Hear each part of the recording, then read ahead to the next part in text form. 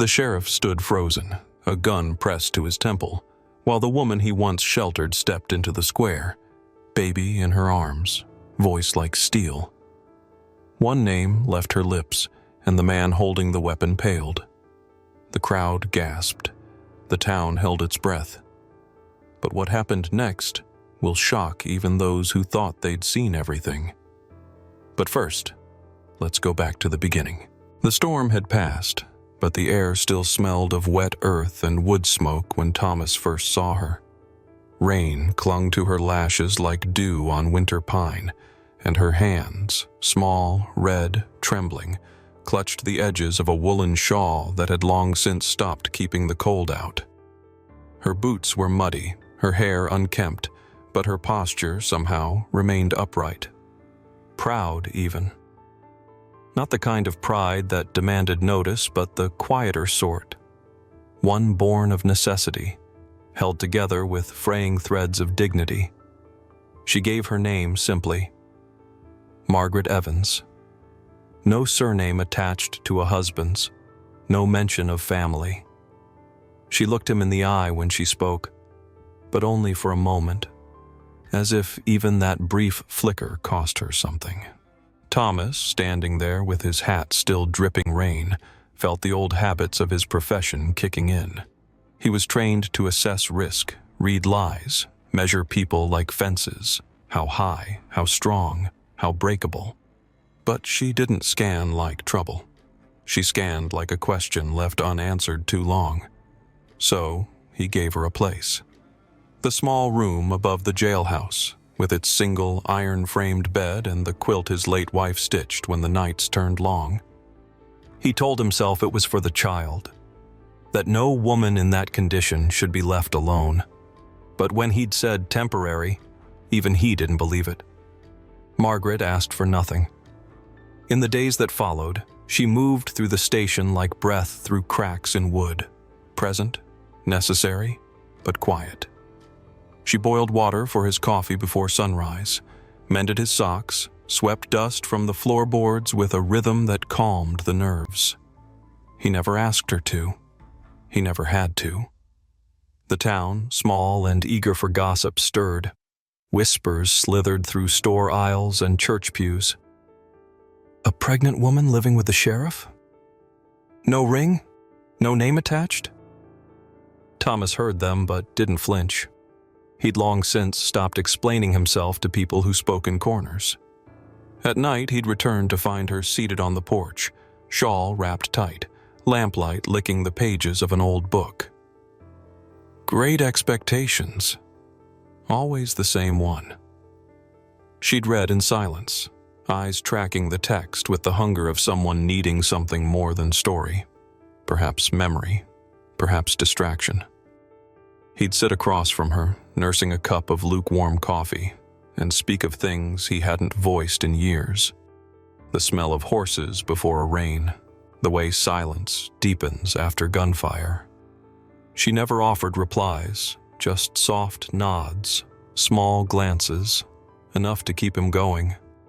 And yet, for all her gentleness, there was something unsettled in her stillness, a tightness behind her smiles, a flick of her gaze toward every new face that entered the station. She double-checked locks. She stood with her back to walls. She moved like someone being hunted by more than just memory. Thomas noticed, but he didn't press. Some truths don't come when called. They come when needed. Midsummer brought a stillness to the town of Dry Creek, the kind that settled in after a long planting season, when the days were slow and the sun hung low like a tired eye. Margaret moved through that quiet like a thread in homespun cloth. Humble, necessary, invisible to some, indispensable to others. She sold her pies on Saturdays, buttery crusts filled with summer peach and wild blackberry, wrapped in brown paper and handed off with a smile that never quite reached her eyes. On Tuesdays and Thursdays, she read aloud to the younger children on the church steps, voice soft but steady, her belly rising beneath her apron like the crescent moon behind morning fog. People began to nod to her, greet her by name. Mrs. Ellison, the preacher's wife, once said she seemed like a woman trying to be good on purpose, and Margaret was, careful in her movements, cautious in her kindness. She laughed, but not too loudly. She lingered at the market, but never long enough to be remembered the wrong way. So when the letter appeared, it was like a splinter in warm bread. Thomas found it resting on the bench beside the porch door. No postage, no seal. Just a single sheet of rough yellowed paper, the edges curled like old bark. The message, in a firm, slanted hand, read only, "You can't hide forever." The wind shifted, the trees outside stilled. Thomas turned and saw her standing in the doorway, her hand still pressed gently over her unborn child, but her body rigid, as if her spine had turned to iron. Her face went pale, not the kind of pale that comes from fear alone, but from recognition, from the cold realization that the past had found her again. He held up the note. "Who sent this?" She didn't move. "I don't know," she said, but the tremble in her voice betrayed her. Later that evening, when the sun had dipped behind the hills and the oil lamps flickered with the weight of what hadn't been said, she came to him. No shawl, no pleasantries, just the truth, raw and unadorned. Victor Langdon. The name fell like a stone into a quiet pond. She spoke without dramatics, without asking for pity. A railroad foreman, she said, respected, feared. A man who'd placed a possessive hand on her shoulder and called it love. She'd seen what he did to others. She refused to let him do it to her. And so, she ran. Pregnant, alone, with nothing but a train ticket and the warning he'd left behind. "If I can't have you, no one will." Thomas listened, didn't interrupt. The silence between them grew thick, like unspoken vows pressed into earth. Then he said calmly, with the weight of a man who had buried more than he'd saved, "You're safe here. I don't scare easy." The words hung there like a lantern in the dark. Neither of them knew that by week's end he'd vanish.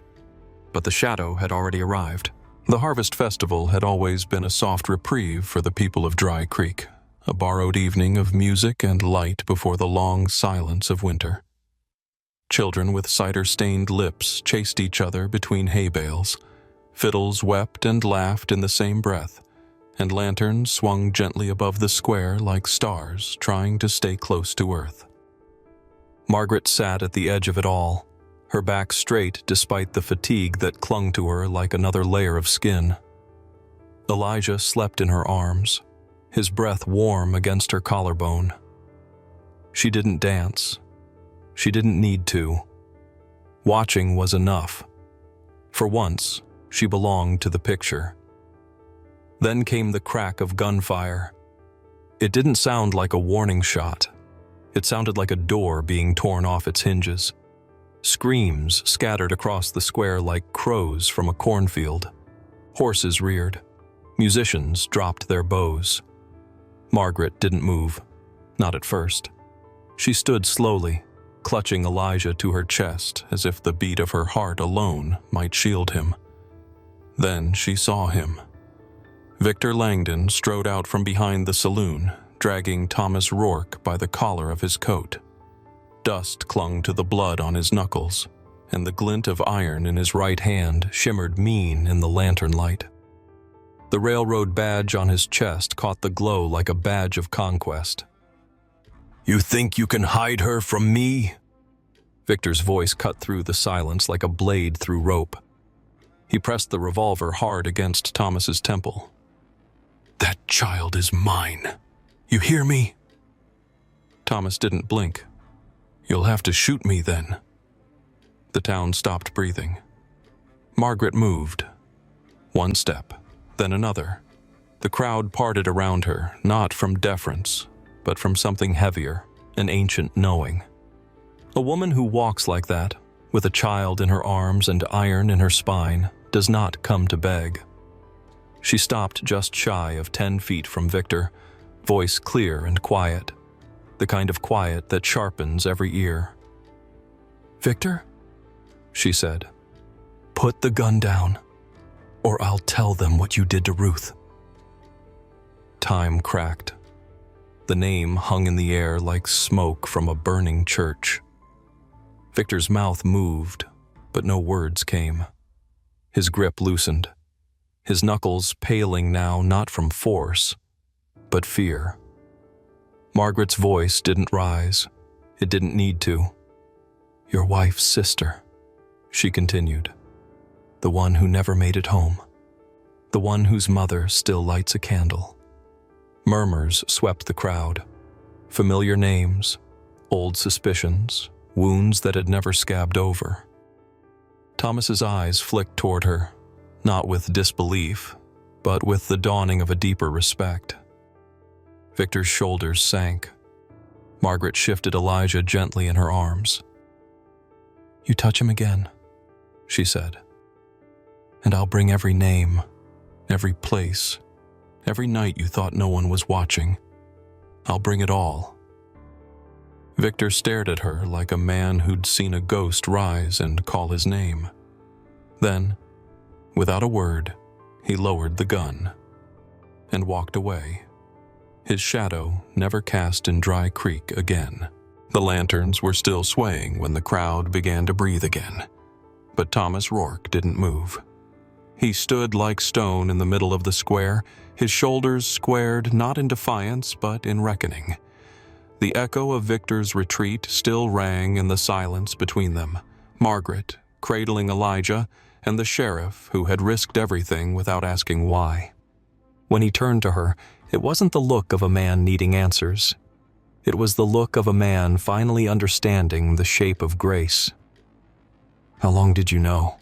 he asked, voice low and roughened by dust and years of holding too much in. Margaret's gaze didn't waver. "Long enough," she said, soft but steady. "Long enough to know you were worth protecting." His eyes flicked down to the baby nestled at her heart, then slowly back to hers. "And me?" he asked, as if the question had waited longer than any gunfight to be spoken. She didn't hesitate. "You protected me first." That moment stretched like a thread between them. No dramatic swell, no audience leaning in, just the quiet kind of truth that settles into the bones and makes a man feel seen. By autumn, the town had changed its tune. The same tongues that once whispered behind windows now offered pies and asked after Elijah's weight. When Thomas asked her to stay, it wasn't with a speech or a promise. It was with a look and an open hand. Not as a guest, not as a burden, but as the woman who had changed everything without asking for anything. They married in the small white chapel beneath trees, shedding crimson and gold, as if nature itself had leaned in to give its blessing. The pews were full. No one whispered anymore. They just nodded, some with small smiles, some with wet eyes, and all with the understanding that something right had finally taken root. Later, at the reception, beneath string lights looped across barn beams and the slow hum of a fiddle, Margaret laid her hand gently on Thomas's shoulder. "You saved my life without asking questions," she said. "I returned the favor when it counted." Thomas pulled her close, the scent of wood smoke and dried apple in the air. "No," he murmured. "You saved more than that. You saved the part of me I thought was gone." They danced slowly, her head against his chest, his hands steady on her back. Elijah slept in a cradle beside the fire, the kind of sleep only innocence knows. Outside, the first snow began to fall, soft, patient, unannounced. But inside, there was only warmth, and this time it wasn't borrowed. It was home.